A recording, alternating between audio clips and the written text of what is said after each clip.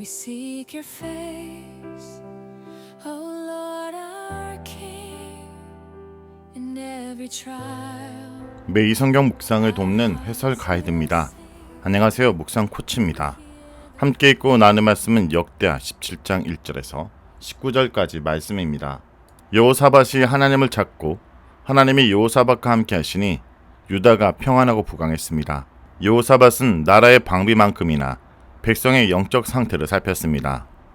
그는 우상을 제거하고 레위인과 방백들을 유다 성읍과 예루살렘에 보내 하나님의 율법을 가르치게 했습니다. 무엇보다 그가 하나님을 찾고 계명을 지켰습니다. 하나님은 그가 이방 나라로부터 높임을 받게 해주셨습니다. 1절에서 6절은 여호사밧의 통치와 하나님의 축복에 대해서 말합니다. 왕이 된 여호사밧은 여호와의 길로 행하여 여호와가 주신 부귀와 영광을 누렸습니다. 그는 35세에 유다의 넷째 왕이 되어 25년간 다스렸습니다. 첫 3년은 아버지 아사와 섭정을 했으며 마지막 6년은 그의 아들 요람과 공의했습니다. 11개의 여호사밧은 아합과의 영맹, 요람과의 영맹의 부차적인 주인공으로 등장합니다. 여호사밧 자체의 통치는 11기상 22장 41절에서 50절에 요약되어 있습니다. 반면 역대기는 아합과의 연맹 외에 여호사밧의 하나님에 대한 순종, 신앙개혁, 군사적 부강, 부귀와 영광, 전쟁의 승리 등을 기술하며 그를 주체적으로 묘사합니다. 이로써 영적 지도자로서의 면목과 믿음, 하나님의 축복으로 다져지는 경관 왕국이 부각됩니다. 전체적으로 여호사밧은 아사의 통치 기록과 유사합니다. 그는 보편적으로 선한 왕으로 평가받으나 아사와 마찬가지로 그의 죄와 약점도 같이 기록되었습니다. 17장은 여호사밧 통치의 전반적 평가로 유다의 형통함과 하나님의 축복을 기술합니다. 유다의 형통함은 국가의 부강함과 신앙개혁으로 나타납니다. 이 모든 축복의 기반에는 여호사밧의 하나님과의 관계가 자리잡고 있습니다. 여호사밧은 즉위 후 이스라엘에 대항해 스스로 강하게 했습니다. 왕이 스스로 강하겠다라는 표현은 솔로몬, 르호보암, 아비야에 이어 나와 왕의 통치의 굳건함과 다윗 왕권의 견고함을 암시합니다. 여호사밧은 먼저 국방 정책으로 유다의 모든 견고한 성읍과 아사가 정복한 에브라임 성읍들의 상비군을 두어 지키겠습니다. 유다의 견고한 성읍은 이전에 르호보암이나 아사가 건축하고 방비했던 성읍들을 상기시킵니다. 아사가 정복한 에브라임 성읍들은 15장 8절에도 언급되었는데 이는 아사의 아버지 아비야가 여로보암과 전쟁에서 빼앗은 에브라임 산지의 성읍들을 가리키거나 혹은 기록되지 않는 북이스라엘과의 전투에서 아사가 획득한 성읍들로 이해할 수 있습니다. 에브라임 산지의 성읍들을 얻어 유다의 북쪽 경계를 확장했으므로 여호사밧은 수비대를 두어 방비를 더 강화했습니다. 나라의 부강함에는 하나님의 은혜와 여호사밧의 신앙이 뒷받침되었습니다.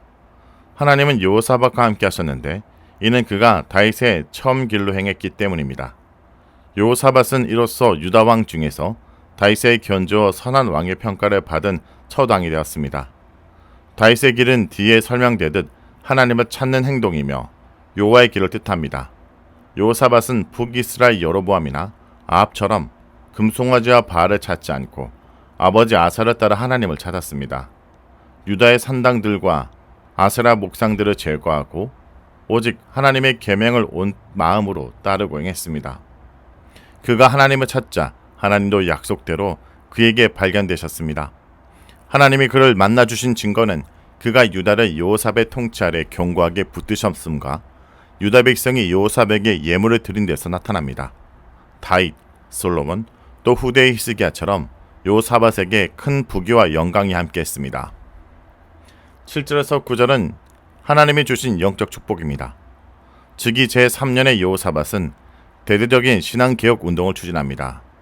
즉위 3년이라고 나오나 아사의 병환으로 인해 그가 3년간 섭정한 것으로 추정되므로 실제적으로 단독 통치의 첫 해일 것입니다. 이스라엘 분열 후 아사 때 처음으로 시작된 남유다의 신앙개혁은 그의 아들 여호사밧 시대에 이어져 하나님의 언약으로 지탱되는 유다 왕국의 신앙 면목을 이어갑니다. 아사 왕의 경우는 백성에게 하나님을 찾고 율법을 지키라고 공포한 것만 기록되었으나 여호사밧의 경우는 백성에게 율법에 대한 제반 교육을 시킨 점이 부각되었습니다. 그는 방백들을 유다 성읍에서 가르치게 하고 그들과 함께 레위 사람과 제상으로 성읍을 순례하며 가르치게 했습니다. 방백들은 교육이 잘 진행되는지 확인하고 백성들로 율법을 제대로 지키도록 지도하는 일을 맡았을 것입니다. 실제 교육은 레위인과 제상의 몫으로 이는 제사와 함께 하나님이 맡기신 책무였습니다. 그들의 교과서는 여호와의 율법책이었습니다. 여호사밧의 교육 정책은 예전에 북이스라엘 여로보암이 제상으로 해임하여 하나님이 맡긴 임무를 수행하지 못하게 한 것과 대조됩니다. 여로보암은 그 일로 제상을 비롯하여 백성에게 큰 영적 손실과 해악을 끼쳤습니다. 대조적으로 여호사밧은 아사처럼 백성들로 하나님을 찾고 그의 명령을 준행하도록 복돋았습니다. 그러므로 백성이 그에게 예물을 드리며 존경을 표했을 것입니다.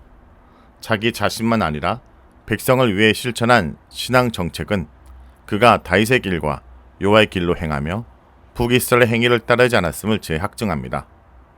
10절에서 19절은 하나님이 주신 부강함의 축복입니다. 유다 나라의 부강함은 하나님의 축복 안에 이루어졌습니다. 10절에서 19절에 기록된 나라의 부강함은 1절에서 2절의 군사적 부강함의 보충적 내용입니다. 하나님은 그의 두려움을 열방에게 임하게 하셨고 이에 열방은 유다 공격에 주춤했습니다. 이 두려움은 그의 백성에게는 경외심을 주어 그의 말씀에 순종하게 이끕니다.